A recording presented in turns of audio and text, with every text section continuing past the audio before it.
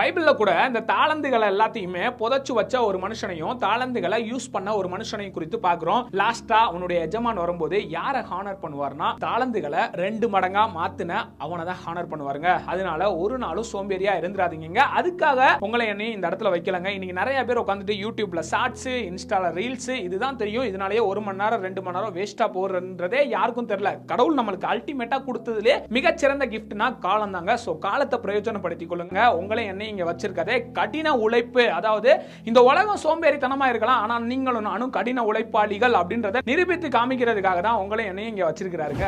என்னன்னா பைபிள் தெளிவா சொல்லுது, சோம்பேறியே நீ எப்போதான் எந்திரிப்ப, உன் படுக்கையை விட்டு எந்திரி. சோம்பேறியே நீ எறும்பின் இடத்துல போய் அதன் வழியில இருந்து கத்துக்கோ, அது பயங்கரமா ஒர்க் பண்ணுது பாருவேன், அது ஹார்ட் ஒர்க் பண்ணுது பாருவேன் அப்படின்னு சொல்லிட்டு சொல்றது மட்டும் இல்ல, ஜாக்கிரதை உள்ளவனுடைய கையோ ஆளுகை செய்யும், சோம்பேறியோ பகுதி கட்டுவான் அப்படின்னு சொல்லி இருக்குதுங்க.